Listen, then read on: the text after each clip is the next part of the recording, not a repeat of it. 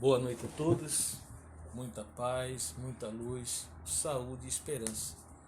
Eu me chamo Dercílio do Monte e gostaria de desejar ao Educandário Espírita Joana d'Arc os parabéns por mais um ano de existência, acolhendo, esclarecendo, amparando a todos que lá visitam, trabalham e colaboram para a continuidade desta tarefa sublime de luz. Como trabalhador da casa, me sinto muito lisonjeado pelo convite de hoje poder estar aqui e trazer para vocês um assunto que eu acho de suma importância, até pelo momento que estamos passando: esperança. Então nós vamos fazer uma breve síntese do assunto, mas queríamos também abordar fé, renovação de atitudes, onde em cada um destes componentes a esperança já faz morada. A nossa língua portuguesa, ela diz que esperança é uma palavra cujo substantivo feminino indica ato de esperar alguma coisa e pode ser um sinônimo de confiança. A origem da palavra esperança, sua etimologia, vem do latim sperare, que quer dizer sentimento que leva o homem a olhar para o futuro, considerando o portador das melhores condições oferecidas pelo presente, de tal sorte que a luta pela vida e os sofrimentos são enfrentados como contingências passageiras, na marcha para um fim mais alto e de maior valor.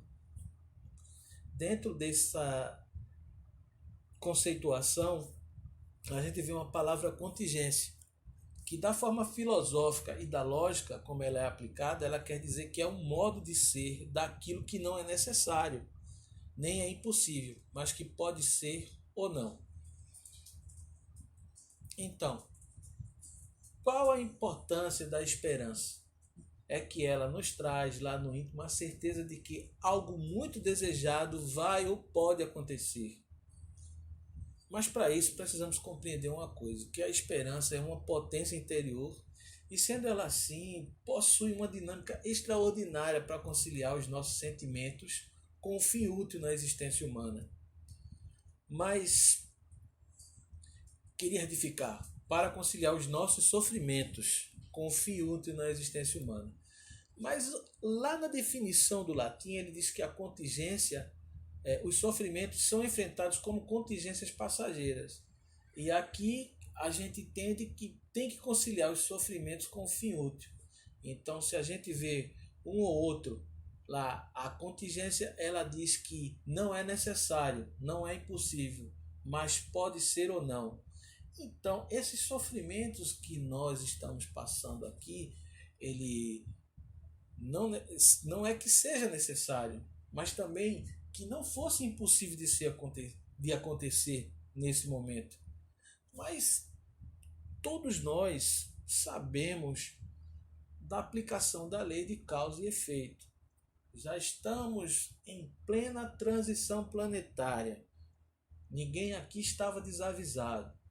A codificação, ela já vem alertando isso dentro dos livros. Você encontra isso na Gênese, em obras póstumas, alguma coisa no Livro dos Espíritos, porque vem a aplicação da lei de progresso.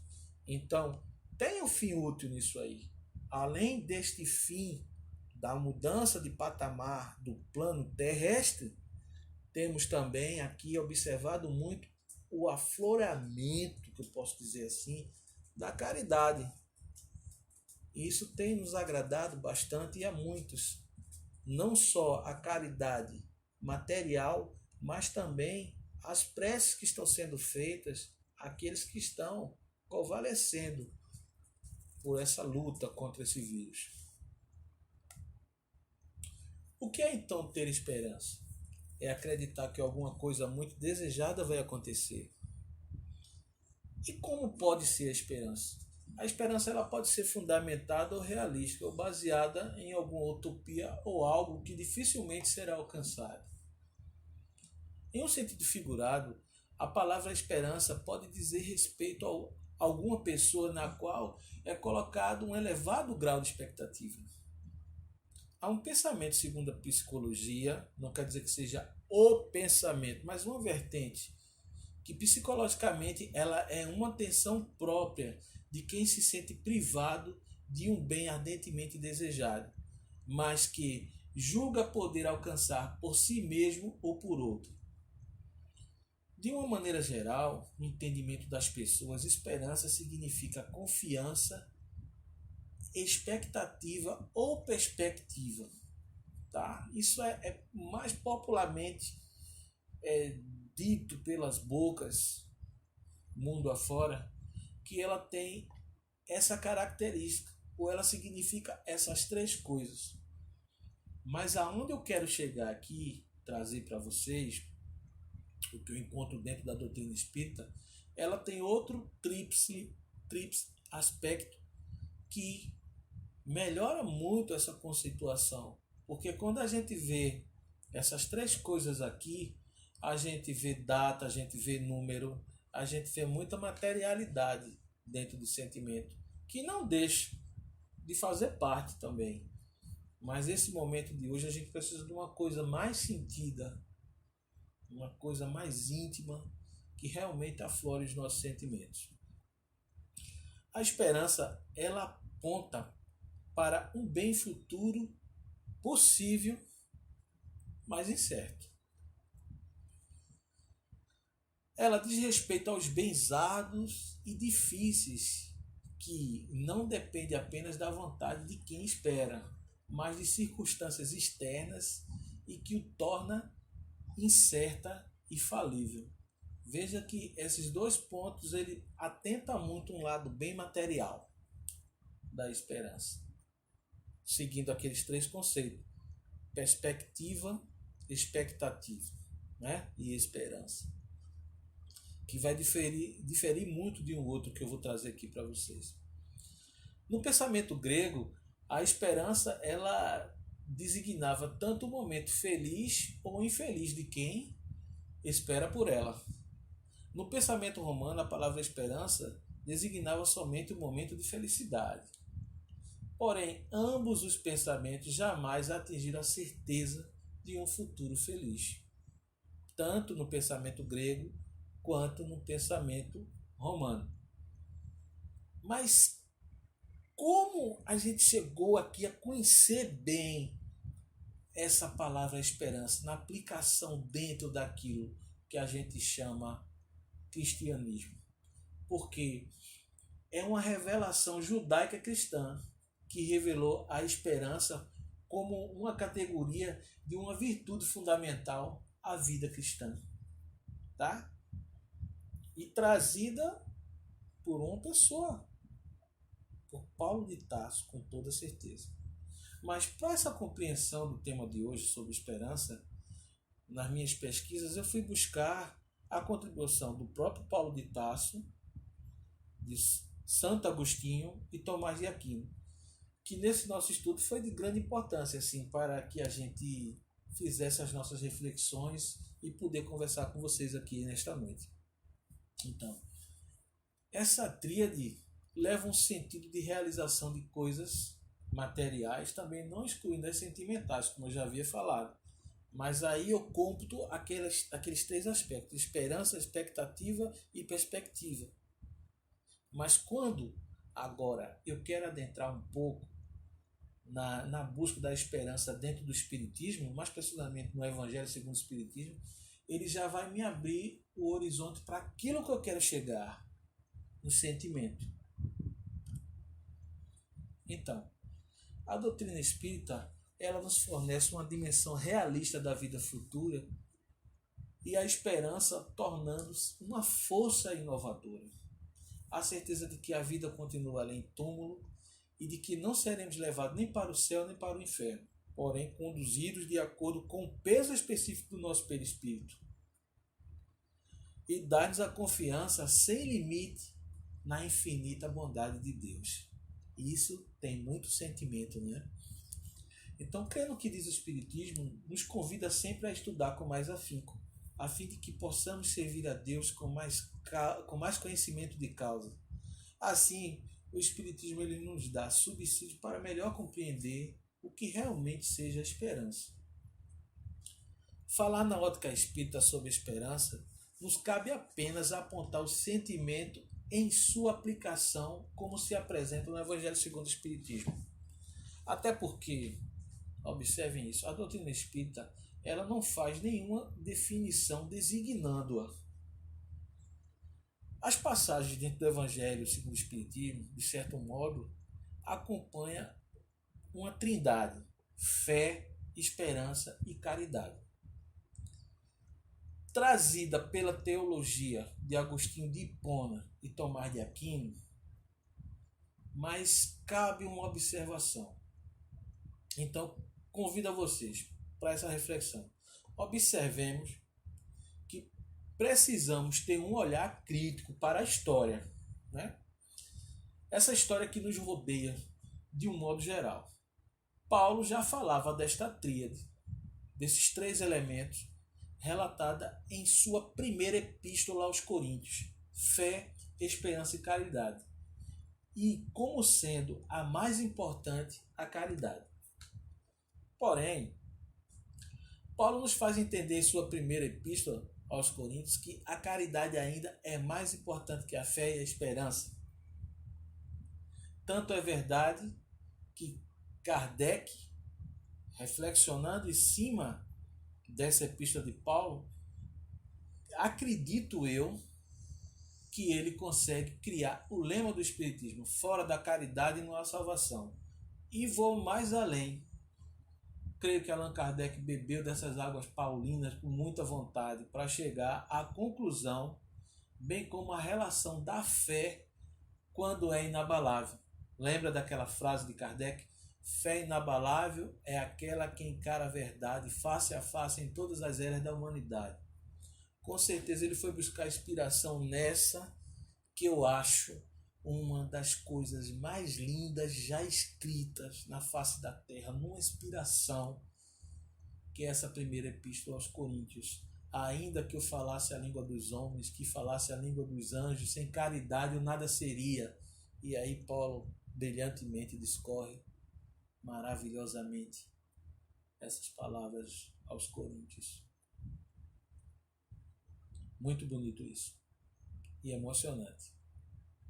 Sendo assim, como Paulo ele vem bem antes do que os dois pais da teologia católica, Tomás de Aquino e Agostinho de Hipona, eu creio que tenha sido Paulo, o próprio versado em várias línguas, que descobriu o sentido e aplicação da palavra esperança e trouxe para os cristãos. Com certeza foi Paulo.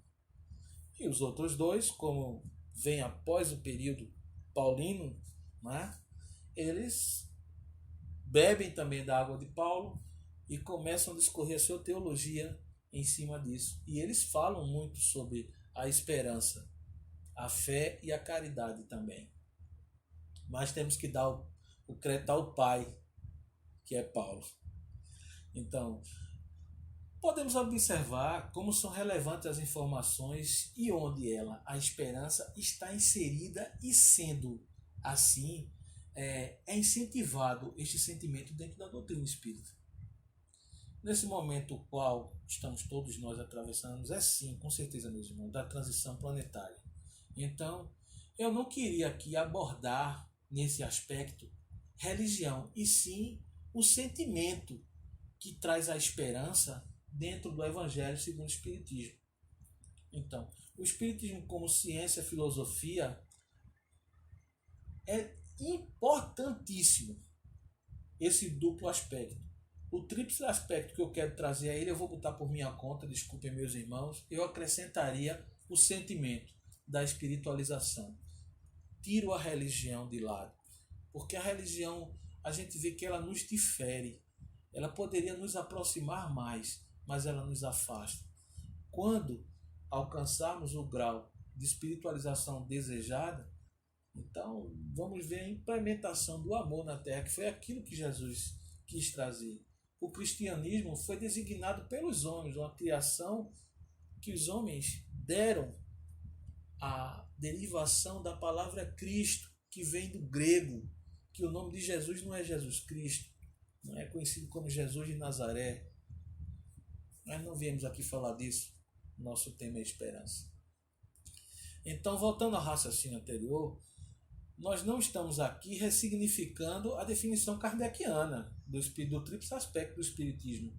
Mas, como creio ser este o maior desafio para entrarmos em regeneração, que é a espiritualização, precisamos trazer para o nosso Espiritismo ciência, filosofia e espiritualização. No Evangelho segundo o Espiritismo, a esperança ela está pautada em um conjunto de fé e caridade, como assevera Paulo realmente. Ela não é materializada como muitos levam a entender e nem é inserido prazo ou data como estimativa, que causa uma expectativa em muitos de nós. Trata-se de um sentimento para amenizar as dores e sofrimentos, que é o que se espera. Vocês lembram que o ano passado tinha pessoas que me diziam assim, conversando, chegavam para mim fazer assim: meu irmão, eu tenho que viver até julho de 2019, que eu tenho que ver o que é que vai acontecer pelaquela data que são 50 anos que Chico Xavier falou. Eu disse, meu irmão, tenha calma com isso. Chegou 2019.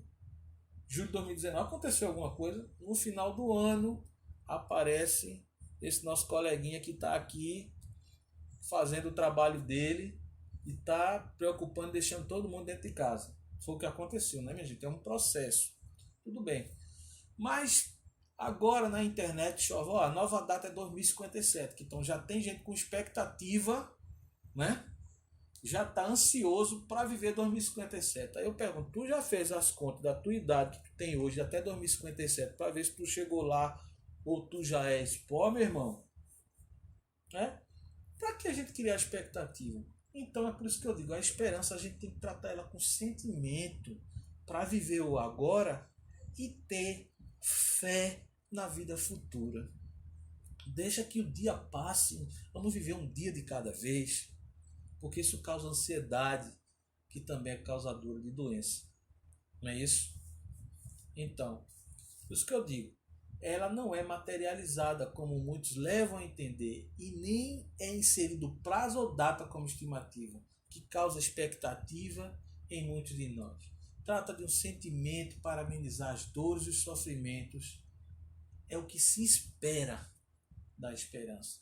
Então, dentro da doutrina espírita, até onde eu alcancei nas minhas pesquisas para esse assunto de hoje, eu posso frisar a vocês que ela também é uma atitude resignada que devemos ter. Mas o Espiritismo ele não define nem obriga quem quer que seja a sentir. É algo que devemos procurar buscar dentro de nós para nos trazer um alento. Isso é sentimento. A gente precisa trabalhar.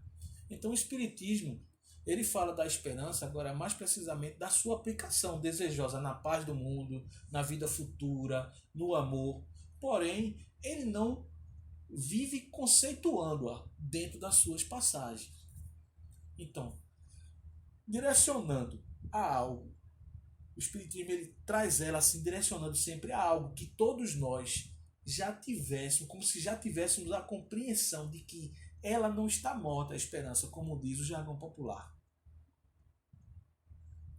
Aí vocês podem até fazer uma pergunta para mim assim, pensar. Se não fizer, ia pensar em fazer. Ô Decílio, por que você teve esse entendimento de que não encontramos a definição de esperança dentro da doutrina espírita? Porque, meus irmãos, pelo que eu li, eu acredito que a definição etimológica da palavra não precisava mais ser explicada, mas apenas o seu efeito. Por quê? Também isso aí. Porque os espíritos superiores, eles já sabiam que dela se esperava algo sutil, sublime, sensorial, algo de bom diante de uma tormenta e de que este momento teria que vir para trazer alento, mostrando que tudo realmente passará e a melhoria não tardará. Por isso que eu quero buscar para vocês e trazer, fazer com que vocês entendam e assimilem esse sentimento de ter esperança. Como dizia o insigne apóstolo do Espiritismo e do Cristo, Chico Xavier, tudo passa e vai passar. Allan Kardec, no século XIX, ele escreveu essas palavras. toda a esperança da humanidade hoje se apoia no Espiritismo, na restauração do cristianismo, baseada em fatos que demonstram os princípios básicos da doutrina cristã, que são eternidade da vida, responsabilidade ilimitada de pensamentos, palavras e atos. Vê como isso é forte. Então, para restaurarmos tudo isso aqui que o Espiritismo tem, aí é que vem aquele desafio que eu acho que é o nosso maior. É nos espiritualizarmos, porque não só restauraremos esse cristianismo, mas assim vamos implementar o amor na Terra de forma definitiva. Mas aí é quando houver a espiritualização. Então é um processo que vamos caminhar, mas temos uma estrada longa pela frente, mas chegaremos lá. Tenho esperança nisso, né? Se é assim, então os espíritos assim, bem-vindos à nova era. Para isso, precisamos, a partir de agora, de hoje, de amanhã, seja o dia que vocês decidirem, e eu também, nós irmos renovando as nossas atitudes e escutando também os nossos sentimentos. Aí a gente vê muito por aí dizer, né? Os tempos são chegados, né? Até tem lições dentro do Evangelho. Os tempos são chegados, meus irmãos. Até onde a Terra já estava, ela já sabia que precisava de uma vez por outra começar a entrar nessa nova era. Então faz tempo que ela se prepara com essa finalidade, a transição planetária mais do que comentada, estudada nos últimos tempos. Até onde sabemos, realmente, não foi dito que isso ia acontecer de forma branda, nem também de forma muito dolorosa, certo? Porque Deus, meus irmãos, ele sempre age em sua criação com muita sabedoria, paciência e equilíbrio, não é verdade?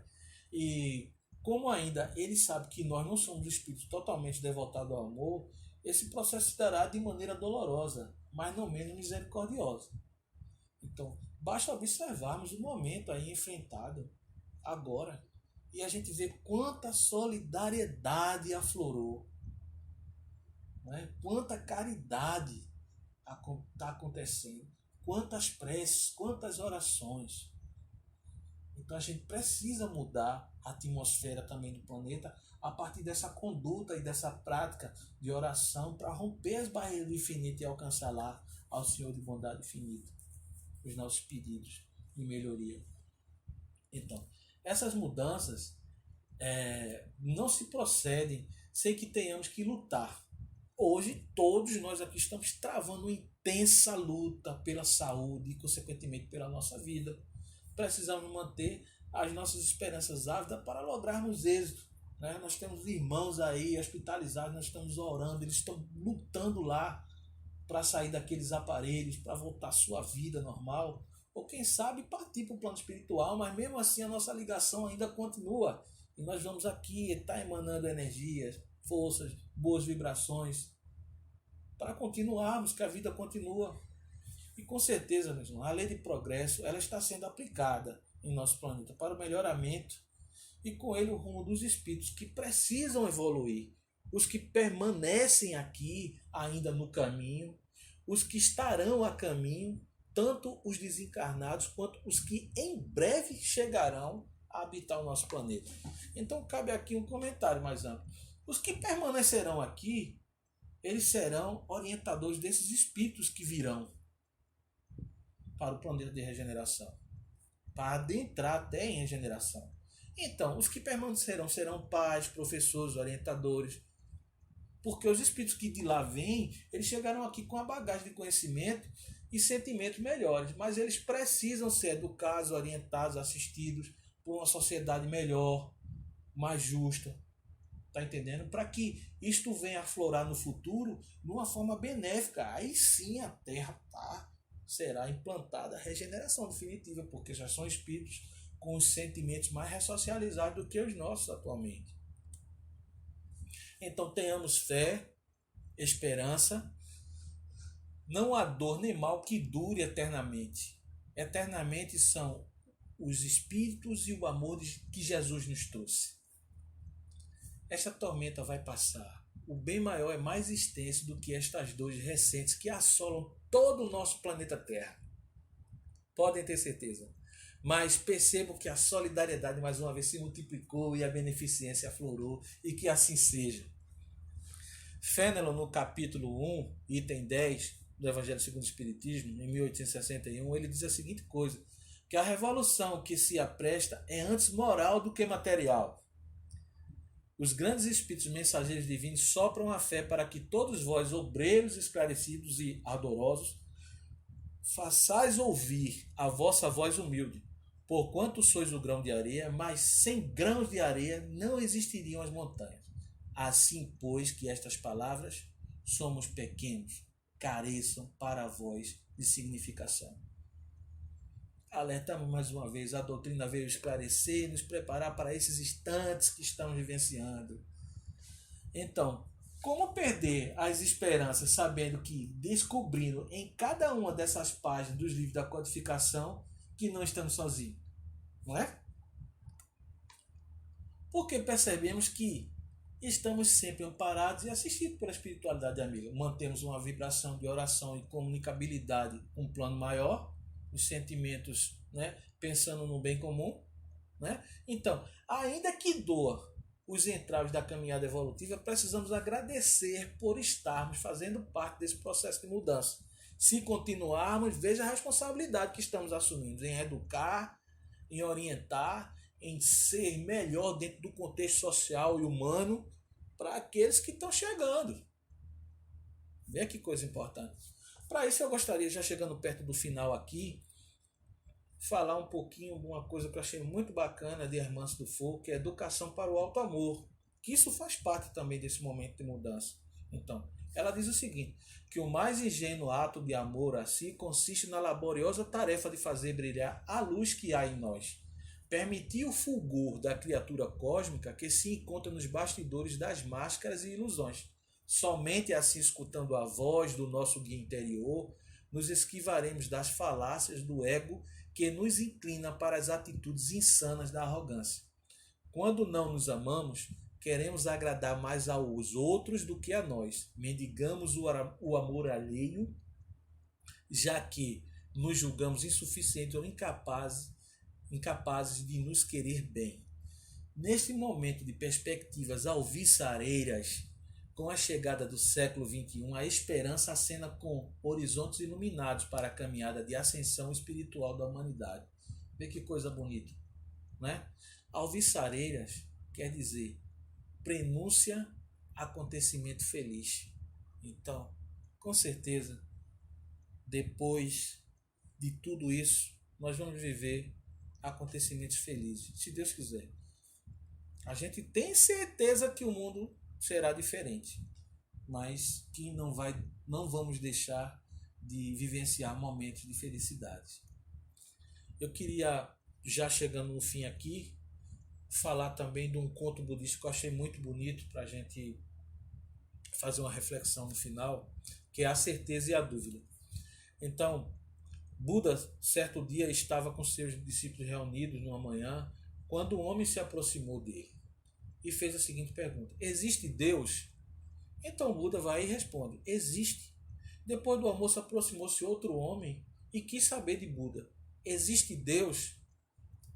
E Buda simplesmente responde: não, não existe. No final da tarde, um terceiro homem faz a mesma pergunta para Buda: existe Deus? Aí Buda respondeu: você terá que decidir. Assim que o homem foi embora, um discípulo de Buda comentou revoltado: mestre, que absurdo! Como o senhor dá resposta diferente para a mesma pergunta? Aí Buda humildemente olha para o discípulo dele e responde: porque são pessoas diferentes e cada uma chegará a Deus por seu próprio caminho. O primeiro acreditará em minhas palavras, o segundo fará de tudo para provar que eu estou errado, e o terceiro só acredita naquilo que é capaz de escolher por si mesmo. Isso aí a gente pode até fazer um paralelo. E a esperança, meus irmãos, é um sentimento que devemos trazer em nosso íntimo para que transponha junto com a fé e a caridade as barreiras do infinito. De posse da esperança em nossos corações e mentalizando o bem comum, que possamos esquecer por alguns instantes das dores, dos sacrifícios, das doenças, das dificuldades e possamos lembrar que, se sintonizarmos a nossa prece ao mais alto, virá o alívio que trará uma felicidade regida pela paz e a tranquilidade das nossas tensões. A esperança, meus amigos, da maneira que eu desejo a cada um de vocês, é que ela possa conduzi-los à dimensão do eu que transcende a si rumo à espiritualidade superior. Muita luz, muita saúde e muita paz a todos.